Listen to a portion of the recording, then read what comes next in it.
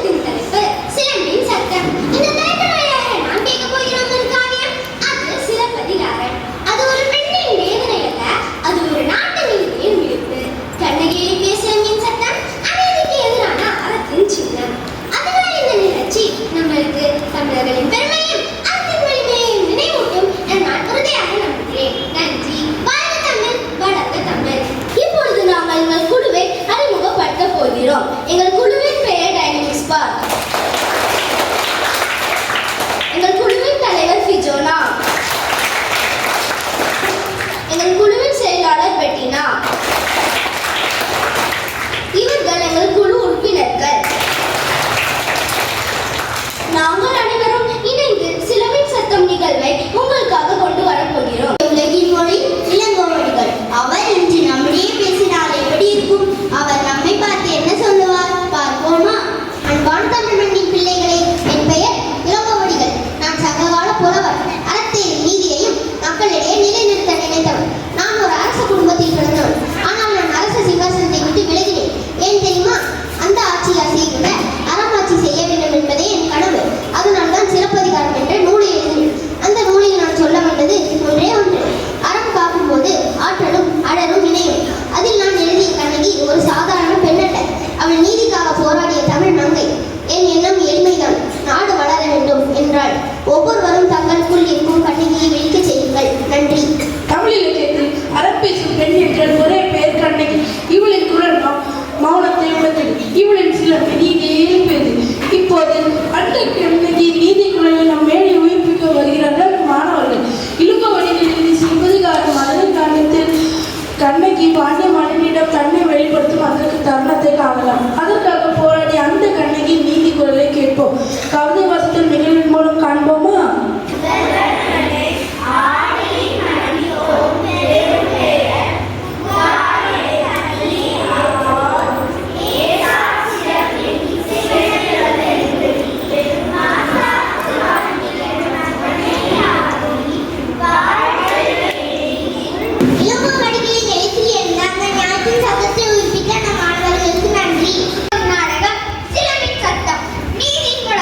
இது நம் தமிழ் காவியங்களில் ஒன்றான சிலப்பதிகாரம்.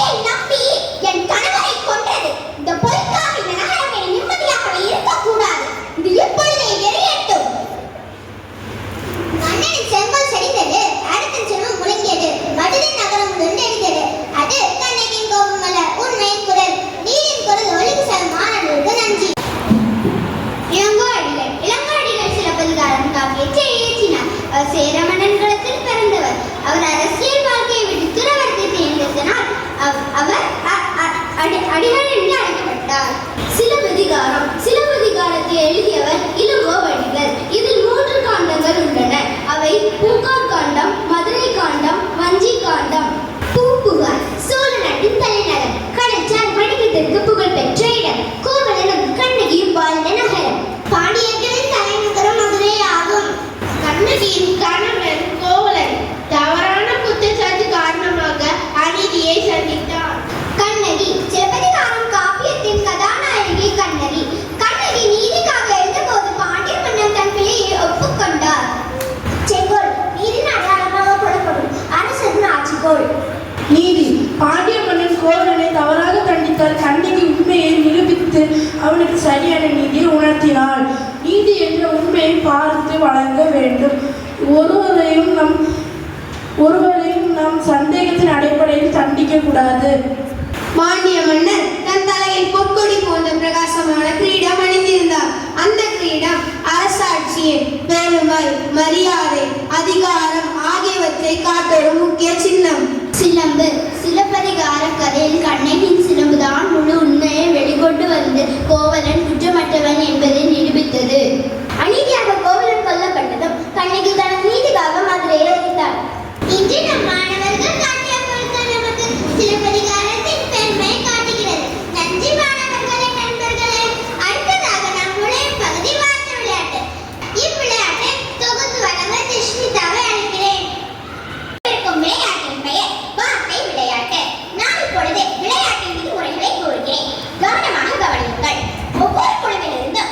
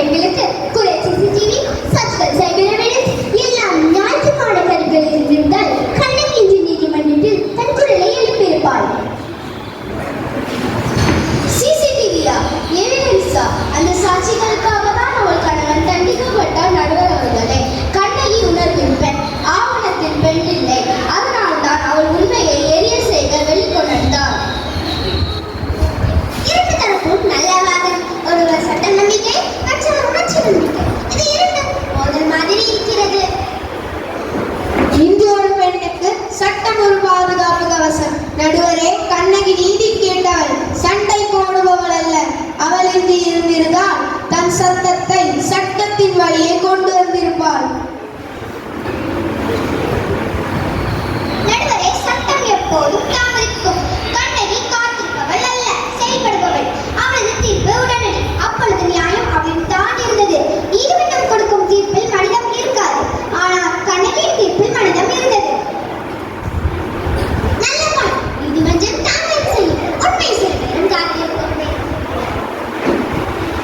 அது உண்மைதான். ஆனாலும் இன்றைய இந்தியா வேறு நடுவரே.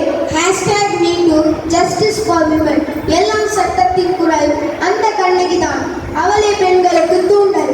அவளே இப்போது நீதிமன்றம் நம்பிக்கும் சின்னம். அவள் தன் உண்மையை சொல்ல சட்டமே அவளது சிலம்பாக இருந்திருக்கும். நடுவரே, சட்டம் எல்லாருக்கும் ஒன்றா? பலர் இன்னும் நீதி கிடைக்காம காத்திருக்காங்க. கண்ணகி அதை பொறுத்திருக்க மாட்டாள். அவள் உடனே நீதி செய்யும் பெண். அவளுக்கு தீர்ப்பு வேண்டும் இப்போது. அதனால்தான் அவள் தன் தீர்ப்பில் தான் நம்பிக்கை வைத்திருப்பாள். இது ஒரு ஆழமான விவாதம். சட்டத்தின் நம்பிக்கையை சொல்லியது. மனித மாட்சியின் நம்பிக்கையை வெளிப்படுத்தியது. சட்டமும் மனசும் இரண்டுமே தேவையானது. நீதியின் வழி சிறப்பின் சட்டம் போல இரண்டும் நினைக்கும் சட்டமாகவே கொண்டது சட்டமே இருக்கலாம். ஆனால் ஒரு விஷயத்திற்கு உயிர்கொடுக்கும். இதுவே நம் சிறப்பின் சட்டம் நிகழ்ச்சியின் சிறப்பான முடிவு. நன்றி மாணவர்களே. என்னதான் ஆங்கில வழியிலே நாம் கல்வியை கற்றாலும் உணர்வுகளை நாம் வெளிப்படுத்த சிறந்த ஊடகமாக இருப்பது நம்முடைய தாய்மொழியாகிய தமிழ் மொழி மட்டும்தான். அப்படி இன்று தமிழ் இலக்கிய மன்றம் என்ற ஒன்றை நடத்தி இந்த மாணவர்களுடைய உணர்வுகளை மிக அழகாக வெளிப்படுத்த ஒரு வாய்ப்பினை ஏற்படுத்தி இந்த பள்ளிக்கு என்னுடைய வாழ்த்துக்களும் பாராட்டுகளும். ஏட்டுச் சுரைக்காய் கரைக்கு உதவாது என்று சொல்வார்கள். இன்று மாணவர்கள் ஒரு முழுமையான சாதனையாளராக மாறுவதற்கு திறமைகள் என்பது அவசியம். அந்த திறமைகளை வெளிக்கொணர்வதற்கு வாய்ப்புகள் அவசியம். அந்த வாய்ப்புகளை இந்த பள்ளி இன்று அமைத்து கொடுப்பதற்கு இந்த மேடையை பயன்படுத்தியுள்ளது. மாணவர்களும் தங்களுடைய நடிப்புகளை மிக அழகாக வெளிப்படுத்தி காட்டியுள்ளார்கள். புத்தகம் என்பது இந்த காலங்களில் மறைந்து கொண்டிருக்கிறது. நூலகங்கள் மூடப்பட்டு வருகின்றன. சமூக ஊடகங்களின் தாக்கங்கள் அதிகமாக உள்ளது. இப்படிப்பட்ட நேரத்திலே 50 காப்பியங்களில் ஒன்றான காலத்தில் அழியாத அந்த சிலப்பதிகாரத்தை உங்கள் முன்னே மீண்டும் நம்முடைய மக்கள் அரங்கேற்றி இருக்கிறார்கள். என்னுடைய பிள்ளைகளுக்கு பாராட்டுகள், இந்த பள்ளிக்கு வாழ்த்துகள். என்னுடைய பிள்ளைகளும் இந்த பள்ளியில் படிக்கிறார்கள் என்ற பெருமையோடு உங்களிடம் விடைபெறுகிறேன். ஸோ ஃபர்ஸ்ட் வந்து தமிழ் இலக்கிய மன்றம் நடக்கிறதுக்கு ஒரு பெரிய கங்க்ராட்ஸ். ஏன்னா இங்கிலீஷில் 1 மினிட்ல ஒரு டாபிக் கொடுத்து பேசுங்கன்னா பேசிடுவாங்க, என்னன்னாலும் பேசுவாங்க. 1 மினிட் இல்லை 5 மினிட்ஸ்னாலும் பேசிகிட்டே இருப்பாங்க. ஆனால் தமிழில் ஒரு வேர்ட் கொடுத்து பேசணும் அப்படின்னா அதை யோசித்து பேசுறது வந்து கொஞ்சம் கஷ்டம்தான். அதில் ஒரு குழந்தை வந்து மீன் பற்றி பேசினாங்க, எனக்கு ரொம்ப பிடிச்சிருந்துச்சு. மீன் வீட்டில் வாங்கி கூட நம்ம வச்சுக்கலாம் அப்படின்னு. அது ரொம்ப நல்லா இருந்துச்சு. அதாவது அந்த தமிழ் வார்த்தைகளை வந்து நம்ம எப்படி யூஸ் பண்ணுறாங்க. அப்போது நம்ம இங்கிலீஷ் என்னதான் இங்கிலீஷ் பேசினாலும் சரி, என்கிட்ட இந்த தமிழ் இலக்கிய மன்றம் முடிஞ்சதுக்கப்புறம் நடக்கிறதுனால என்கிட்ட வந்து கேட்டால் நமக்கு தமிழ் தாமா பெஸ்ட்டு, அதுதான் ரொம்ப நல்லது அப்படின்னு. ஏன்னா அப்போ பிள்ளைங்களுக்கு அந்த தமிழோட இம்பார்ட்டன்ஸும் அவங்களுக்கு தெரிஞ்சிருக்கணும். அதை தெரிய வச்சுருக்கிற மேனேஜ்மெண்ட் அண்ட் அந்த டீச்சர்ஸ்க்கு வந்து ரொம்ப தேங்க்ஸ். ஏன்னா அந்த லிட்ரரி அசோசியேஷனே அப்போ இங்கே எவ்வளோ ஒர்க் பண்ணுறீங்கன்னு தெரியல, வீட்டில் எனக்கு ரொம்ப ஒர்க் இருக்கும்.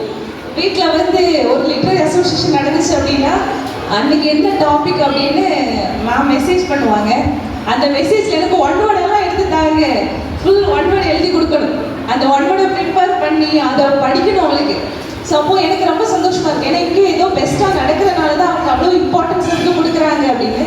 இன்றைக்கி நான் ஃபஸ்ட்டே வரணும்னு நினச்சேன், எனக்கு வர முடியலை. அவளோட என்னால் பார்க்க முடியல. ஆனால் கண்டிப்பாக நல்லா நடந்திருக்கோம் அப்படின்னு ஒரு நம்பிக்கை இருக்குது. And thank you so much to the management and teachers to make the stars shine brighter. Thank you so much.